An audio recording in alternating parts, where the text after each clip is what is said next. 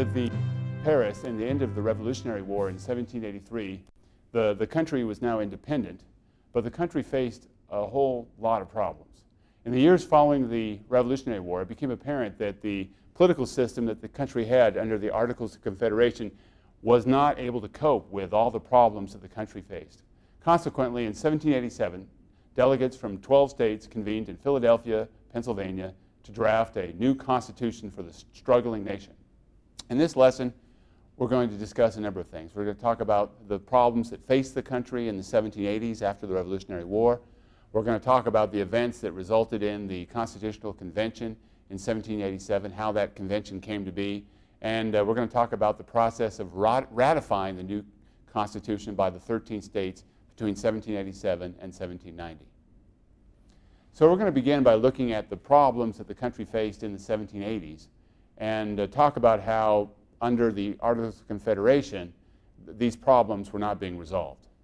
Now, one of the first big problems the country faced was a massive debt. During the course of the American Revolutionary War, the country was facing this huge debt. And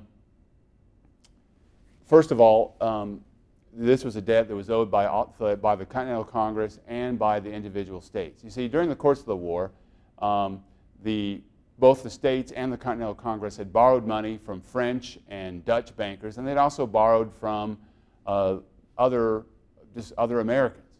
And the way that they borrowed is that they would issue government notes or bonds. And they had to pay these bonds and these notes back with interest and honor these obligations.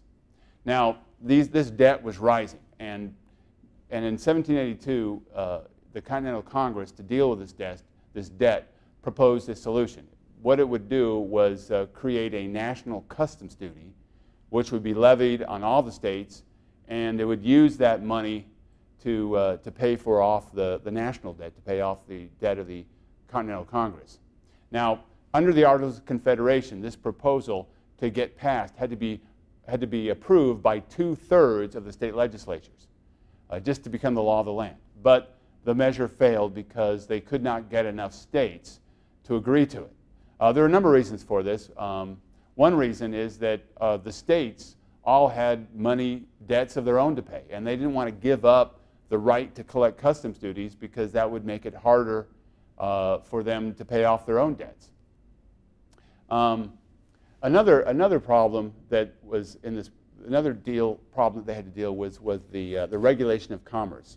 You know, under the Articles of Confederation, every state was a sovereign country, and they could therefore control their borders. So every state levied customs duties on imports. So they even levied imports from other states. So if you were a merchant and involved in business, every time you went from one state to another, you had to pay another customs duty. And so for a merchant, this would really add to your costs. In fact, by the 1780s, the customs duties that merchants were paying were actually even higher than they had been before the American Revolutionary under British rule. In fact, in Massachusetts, the customs duties on goods coming from other states was actually higher than the customs duties coming from England. So merchants were very unhappy because under this system, they were really having to pay these heavy duties. But you see, they weren't getting any relief from the states because in the states, generally, it was more popular to have customs duties than to raise property taxes. You see, in most of the states, the vast majority of the people were farmers. And farmers, they weren't impacted by customs duties. I mean, you could say that they'd be impacted by having to pay higher prices for goods, but they mostly were self-sufficient, and so therefore they didn't have to go out there and buy a lot of these goods. So for a lot of farmers, it was their attitude, well, let the merchants pay. Let them pay the customs duties because it doesn't affect us. The last thing they wanted to see were higher property taxes because that would mean that the farmers would have to pay those taxes, and they didn't want to. Now, it so happened that by the 1780s, because of the new Republican ideology and the new politics, you know, a lot of the farmers, they weren't taking their cue anymore from the merchants. They were no longer showing deference to wealthy merchants like they had done earlier. So farmers were anxious to assert themselves and say, hey, we're not paying higher property taxes. Let the customs duties remain high and let them be as they be. And this created a lot of problems politically within each of the states. Now, another problem facing the country was that the country had poor diplomatic relations with its neighbors, Great Britain and Spain. You see, under the Articles of Confederation, the United States did not have a very strong central government. It didn't have financial resources. It didn't have a standing army. It didn't have a standing navy. So from the perspective of Great Britain and Spain, the United States was weak. In fact, both Great Britain and Spain, many of their leaders believed that the United States would soon collapse on itself. So they did not respect America's borders, and they worked openly against the interests of the United States. For instance, Great Britain maintained that the United States had not honored the terms of the Treaty of Paris because they had not compensated loyalists whose lands had been seized during the war, and they had not honored debts that had been incurred by Americans to British merchants before the war. And so Great Britain was saying as long as these conditions were not met, that they didn't have to honor their conditions. So Great Britain refused to vacate the forts along the Great Lakes, as they were required to do by the Treaty of Paris. So you had all these British traders who were using these forts in the Great Lakes to sell guns and weapons to the Native Americans. Now, the Continental Congress hoped to encourage Americans to settle in the West. In fact, in 1787, Continental Congress had created the Northwest Ordinance that created a territory north of the Ohio River and set up a system where new states could be created out of these areas. But the problem was that you couldn't get settlers to move there because they were subjected to Indian attacks. I mean, it was very dangerous out west.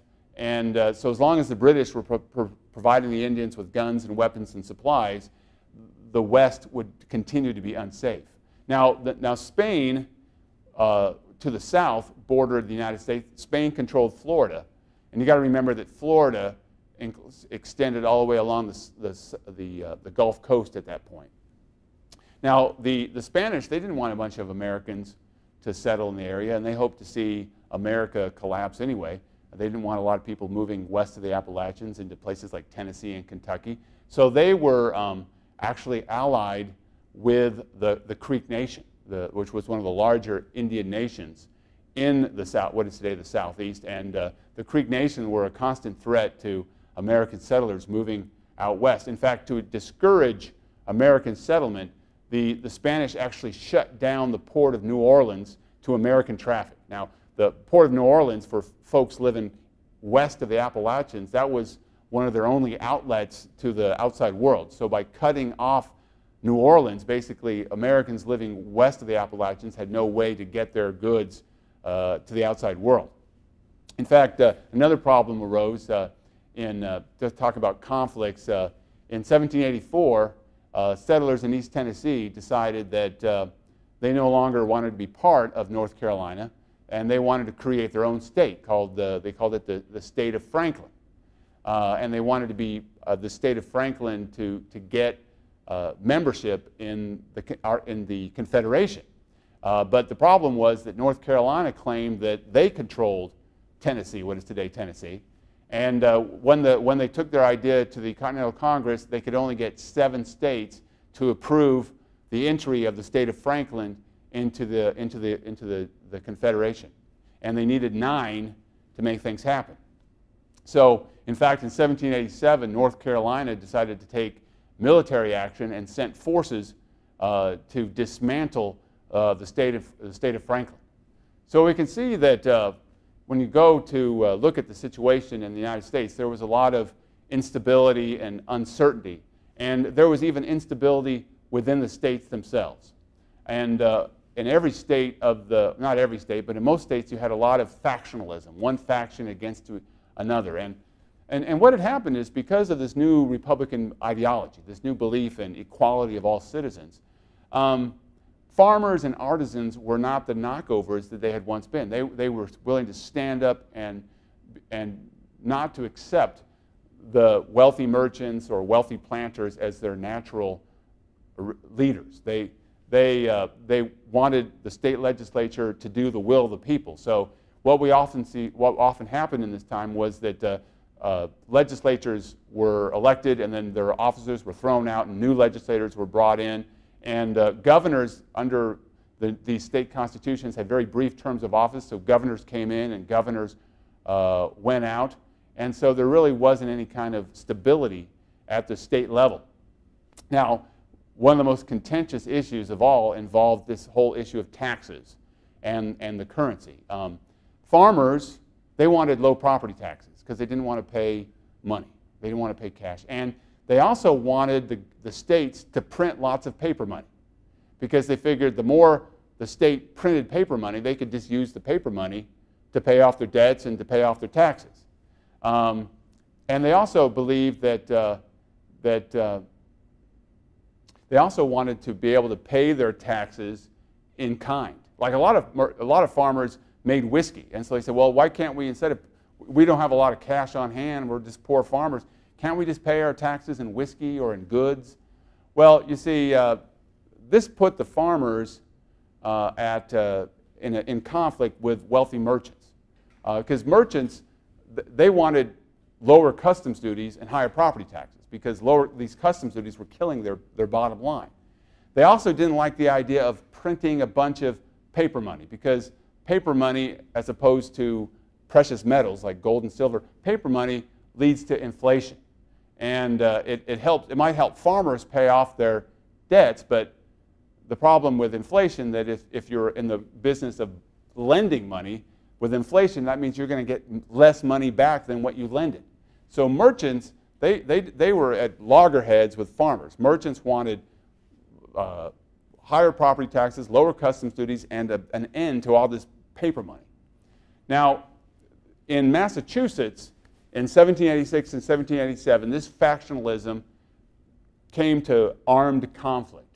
There was a man by the name of Daniel Shays. He was a Revolutionary War veteran, and he was a farmer out in the backwoods of western Massachusetts.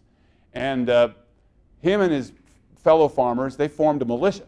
And they demanded that the state legislature, which at the time was dominated by people from Boston, from the big city, they demanded that the legislature print more paper money, eliminate or cut property taxes, and stop all these foreclosures. See what was going on when farmers couldn't pay off their debts to merchants, merchants would foreclose on their farm. So these Shays militia, they were saying, look, we want an end to this. In fact, the militias would go to courts, and they'd interrupt the court so that fellow farmers wouldn't get their lands foreclosed. Now, all things came to head in 1787 when Daniel Shay and his militia, they marched on Springfield in Massachusetts, where the state had an armory, and they planned to seize the armory and then gather more militia and more arms and take over the government. But what happened is that the state militia, dominated from people from Boston and city folk, they came in, they organized, and they confronted Shay's militia, and there was a battle, and about 4 men lost their lives. So this was an outright civil war going on in Massachusetts. And when people around the country began to hear what was going on, there was a lot of fear. They were afraid, hey, is our country falling apart? Are we going to have more bloodshed? Are we going to have more disorder? Are we going to have mobs in the streets, wreaking havoc? So by the time we get to the 1780s, many Americans were seeing that maybe something needed to be done to revive and reform the state government so they'd be more stable. That maybe the state constitutions that had been drafted in 1776, 1777, maybe there were some problems that needed to be addressed. So what we see happening is that states begin to amend their state constitutions or draft new ones. Like, for example, they had this idea of creating a balance, so that you wouldn't have one branch dominating another, so that there would be a balance of power between the legislative branch and the governor, the executive branch. There'd be a system of checks and balances so that the legislature wouldn't get too powerful or the governor wouldn't be too powerful. They also came to believe that maybe the governor power was just too much weak. Maybe they needed more of a centralized government. And so In a lot of states, governors were given the power to veto. That would be a check on the power of the legislature. A lot of states came up with this idea that the courts should be able to review, the judicial branch should be able to review state laws and determine whether or not laws were constitutional or not, so that the judiciary branch could act as a check on the legislature and the governor. So all these changes were going on in the 1780s, and then Americans started to think, well, we're making changes in our state constitution. Maybe we need to take a second look at the Articles of Confederation and change that too. So what we see happening is slowly but surely in the 1780s, more Americans are becoming to believe that they needed to reform and revive the Articles of Confederation. Now, one of the guys leading the charge in all this was George Washington, former commander of the Continental Army. He was convinced that the United States needed a much stronger national government without sacrificing the principles of Republican government. So he came to believe that, that without strong government, you would have a lot of petty, self-interested greed and factionalism and party division that would just be disruptive and tear the country apart. So what Washington did is he gathered a bunch of like-minded people at his home in Mount Vernon in 1785, mostly from Maryland and Virginia. And originally they said, let's call for a national convention to discuss this issue of trade, customs students. Let's talk about that first. So they called for a convention, and in 1786, only 5 states showed up. They convened in Annapolis, Maryland in 1786. It's called the Annapolis Convention. And they only had 5 states. And so what they decided to do at this meeting, they said, let's put out another call for a new meeting just to address the issue of the Articles of Confederation. Now, they put out that call in 1786, and a lot of states ignored it. But then all of a sudden, you had Shays' Rebellion. Early 1787, Shays' Rebellion occurs. Everybody's freaking out. So they say, look, many Americans said, we need to heed this call for a convention to deal with our nation's problems. So with that in mind, the call was heeded, and what happened is in May of 1787, 55 delegates from 12 states came together in Philadelphia, Pennsylvania, to discuss the Constitution. And only Rhode Island refused to participate. They didn't trust what was going on there. So for the next 3 months, in the summer of 1787, these 55 delegates would work nonstop to write a new Constitution. Now, one of the most important delegates there was a young man, he was young at the time anyway, from Virginia, a man by the name of James Madison. Now, James Madison, you'll see he'll become a future president, but besides being a future president, James Madison is also known as the father of the U.S. Constitution. Why is he given that title? Because he played a key role at this meeting. Now, he was kind of a quiet guy, and he was probably an introvert, and so he did a lot of talking behind the scenes. But many people think that it was his ideas and his vision that helped in drafting a whole new Constitution. Now, what he did is he convinced the members of the Virginia delegation to draft the Virginia Plan. And this Virginia Plan is essentially the blueprint for our current U.S. Constitution. Now, basically what this Virginia Plan did was to toss out completely the Articles of Confederation, and it replaced it with what Madison called a federal plan. Now, what's a federal plan? Well, in a federal system of government, instead of having one sovereign nation, you have a central government, which is the sovereign nation, but every state is also a sovereign nation. So you share sovereignty. So every state is an independent country, but the federal government is also an independent country, and they work together. They share power. And so this Constitution would empower the federal government, the national government, to be able to impose laws and taxes on all Americans, which was not the case under the Articles of Confederation.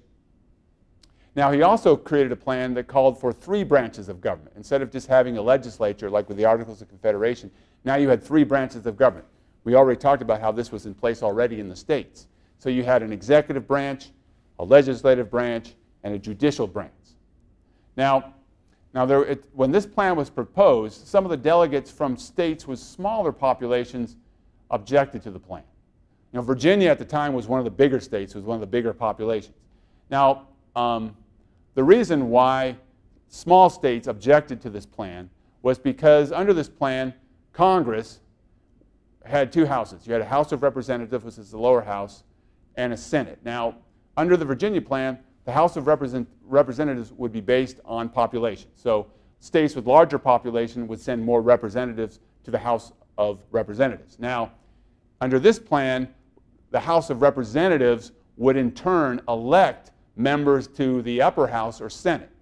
The states would offer nominees, and then the House of Representatives from these nominees would choose the members of the upper house or Senate. Now, also under this plan, the president or chief executive was elected by Congress. Now, when small states looked at this plan, they said, you know, hey, if we're a small state with a small population, we won't have a voice at all. I mean, the big states like Virginia and New York and Massachusetts, they're going to be able to dominate everything because they have greater populations. So it so happened that New Jersey, which is one of the smaller states at the time, they proposed their own plan. It was called the New Jersey Plan, real original. Now this plan was basically a modification of the Articles of Confederation. It would have just basically kept the Articles of Confederation in place with every state having an equal voice in the Continental Congress, but it would, the only modification would be that there would be a Supreme Court, a judicial branch, and also it would have given the Articles, the Continental Congress the authority to impose customs duties. So basically, it was just a slight modification of the existing system. So you have these two plans going on here, and it got pretty heated. It was very hot that summer, and people were yelling at each other. And Ben Franklin, 81-year-old Ben Franklin, was very key. He was able to use his wit and his charisma to really kind of keep everybody at peace with one another. In fact, even though Ben Franklin was a free thinker, he proposed that they should begin every session with a moment of prayer to kind of keep things together so people wouldn't get all mad at each other. Also, George Washington, who was presided over the entire convention, he used his influence and his authority to kind of keep people in track. You know, if somebody was getting a little off and getting a little too angry, Washington would call them out. So you had great leaders like Washington and Ben Franklin kind of keeping things together at this convention. Now, eventually, after a lot of debate, what they came with was what's called the Connecticut Compromise. Basically, what the Connecticut Compromise was is it kept pretty much the Virginia plan as is, but it made some modifications. Now, and the modifications were designed to reach out to states with small populations. So, for example, in this system, the lower house would continue to be chosen by population, but the upper house in the Senate, every state would have equal representation. Every state would send 2 senators, and they would be elected by the state legislature, and every state would have 2 legislators or 2 senators in the Senate. Also, they changed the way that the president was elected. Instead of having the Congress elect the president, it created what was called an electoral college. Every state would have a certain number of electoral votes based on how many members they had in the House of Representatives and the senators combined. And the state legislature would be responsible for deciding how the electors were chosen to choose who would be the president. So the president was chosen by the electoral college, not by popular vote. Now, to win the presidency, a president had to win a majority of the electoral college. Now these modifications to the Virginia plan with this Connecticut Compromise were enough to satisfy the small states, and eventually the Connecticut Compromise became our current U.S. Constitution. Okay, now the problem was you had to ratify it. Now, it was agreed that by the Constitutional Convention that in order for the Constitution to become the law of the land, 2/3 of the states had to ratify the Constitution either through their state legislature or through a special state convention. And so from 1787 through 1788, Americans debated ratification. Now, there were 2 sides to it. Federalists, they called themselves Federalists, they were the people who supported ratification. Now, early on, James Madison, Alexander Hamilton, and John Jay published a series of essays anonymously. We now know that they wrote them, but a series of essays, and these essays were designed to persuade the American people to support ratification. And this collection of essays together is known as the Federalist Papers. And very important in our understanding of the Constitution, because these guys who wrote these essays were also the ones who drafted the Constitution. Now, the biggest Federalists tended to be wealthy merchants. Remember, these wealthy merchants, these were people who were owed money. They were bondholders, they were creditors, and they wanted to get their money back from the United States government. And they also wanted to see some improvement in the regulation of trade, because they were getting killed with all these customs duties. So merchants from around the country were the biggest supporters of this new Constitution. Now, the people who opposed the new Constitution were called anti-federalists. And they were afraid that, that this new Constitution would create such a strong government that it would threaten liberty and freedom. There were a lot of prominent anti-federalists. Patrick Henry, the great Virginia House of Burgesses member, he was an outspoken anti-federalist. Richard Henry Lee of Virginia, the father of Robert E. Lee. Samuel Adams, the great founding father from Massachusetts. These guys all came out publicly saying that this Constitution was a mistake. It gave too much power to the too few. It would be a threat to liberty. And it turned out that many small farmers and artisans agreed. A lot of farmers, farmers had a lot of influence in the state legislature. They could influence the state legislature. A lot of farmers were thinking that they would have less influence on a faraway, distant national Congress located far, far away. So a lot of farmers didn't want to give up that influence, and a lot of small farmers opposed this new Constitution.